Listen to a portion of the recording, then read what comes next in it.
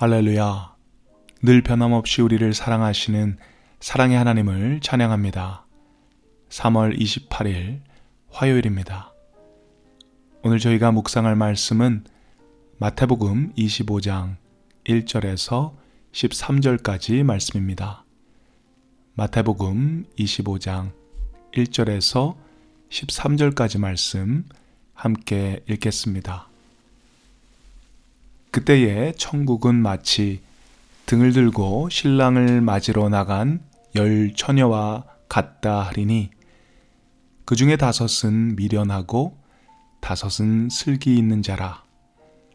미련한 자들은 등을 가지되 기름을 가지지 아니하고 슬기 있는 자들은 그릇에 기름을 담아 등과 함께 가져갔더니 신랑이 더디 오므로 다 졸며 잘세.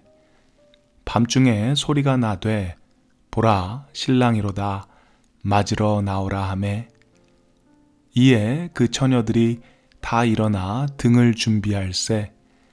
미련한 자들이 슬기 있는 자들에게 이르되 우리 등불이 꺼져가니 너희 기름을 좀 나눠 달라 하거늘 슬기 있는 자들이 대답하여 이르되 우리와 너희가 쓰기에 다 부족할까 하노니 차라리 파는 자들에게 가서 너희 쓸 것을 사라 하니 그들이 사러 간 사이에 신랑이 오므로 준비하였던 자들은 함께 혼인잔치에 들어가고 문은 닫힌지라.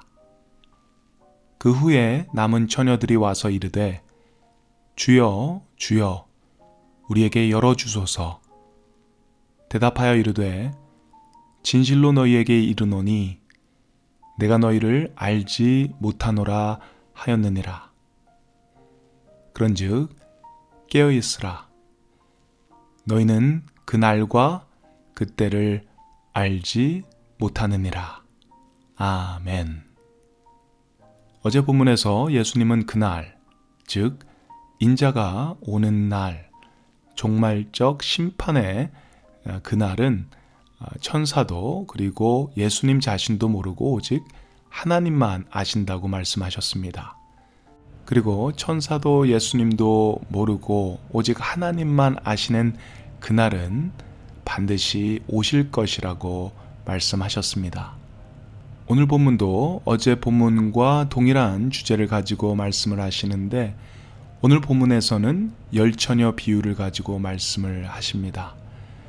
신부가 신랑을 맞아 들이라고 보낸 10 처녀가 있는데 그 중에서 5은 미련한 사람이었고 5은 슬기로운 자였다고 합니다. 미련한 처녀들은 등만 가지고 나갔고 기름을 따로 챙기지 않았다고 합니다. 그런데 슬기로운 자들은 등과 함께 기름도 챙겨갔습니다. 그 이유는 신랑이 늦을 수도 있는 그 상황에 대해서 예비한 것입니다. 그래서 미련한 처녀와 슬기로운 처녀의 차이점은 더디 올 수 있는 신랑을 맞이할 준비가 되어 있는가 아니면 되어 있지 않는가에 달려 있습니다. 6절에 보시면 신랑이 모두가 다 자고 있는 밤중에 찾아옵니다. 그리고 7절에 보시면 모두 다 일어나서 신랑을 맞기 위해 등을 준비하게 됩니다. 그런데 문제는 미련한 처녀들은 기름이 부족합니다. 그래서 미련한 처녀들이 슬기로운 처녀들에게 기름을 나누어 달라는 간곡한 부탁을 하게 되죠.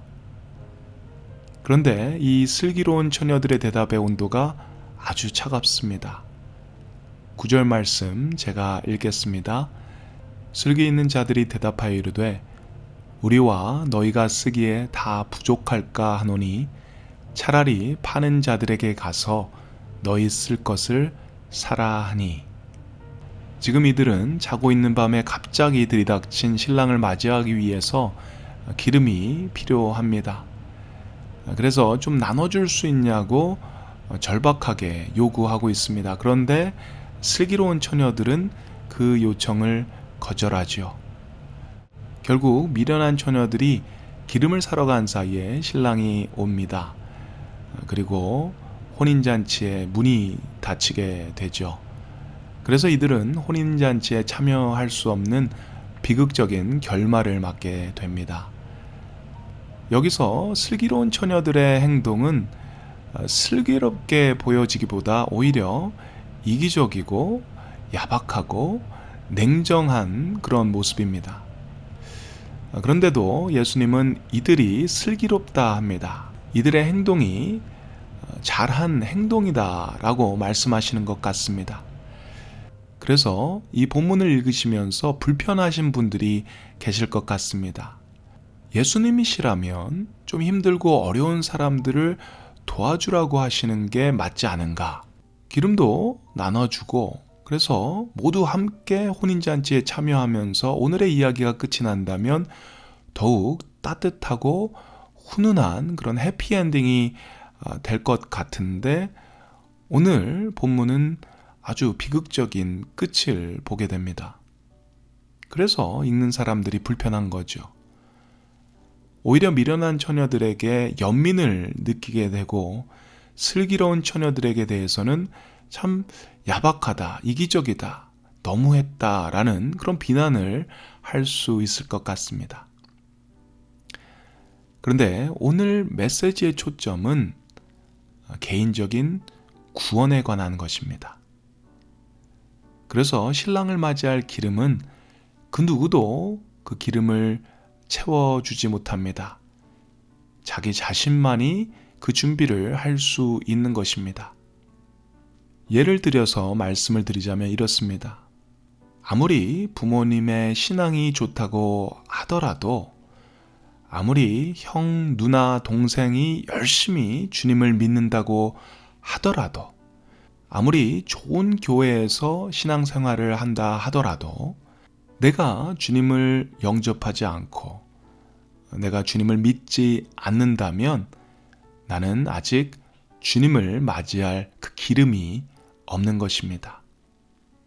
나는 아직 구원받을 수 없는 것입니다. 그래서 결국 구원은 개인적이라고 하는 것입니다. 누군가가 그것을 나눠줄 수 없다라는 것이죠. 그리고 오늘 본문을 통해서 주님은 그 기름을 준비할 기회는 언제나 열려있는 것이 아니다라는 그 메시지를 분명하게 전하십니다. 사랑하는 성도 여러분, 종말의 심판의 때 주님이 다시 오시는 그 때가 언제일지는 아무도 모릅니다. 하나님만 아시죠. 하지만 반드시 올 그날을 위해서 여러분 등불을 준비하시기 바랍니다. 그 등불을 준비하실 기회는 언제나 항상 열려있지는 않습니다. 내가 예수님을 믿고 싶으면 언제든지 어디서나 믿을 수 있는 것이 아닙니다. 그렇기 때문에 아직 저희들에게 시간이 주어져 있을 때에 그 기회가 주어져 있을 때에 주님 오시는 그날을 미리 준비할 수 있는 그런 지혜로운 자가 우리 모두 되기를 주님의 이름으로 축원드립니다. 우리 함께 기도드리겠습니다. 사랑의 하나님, 오늘도 말씀 주심을 감사합니다. 우리는 언제 주님이 다시 오시는지 그 종말의 심판의 날을 우리는 알 수 없습니다. 하지만 그날이 우리에게 도래하고 있음을 깨닫게 하셔서 우리가 그날을 준비할 수 있기를 원합니다. 항상 깨어있게 하시고 항상 이 등에 기름을 준비할 수 있는 우리 모두가 되게 하여 주시옵소서.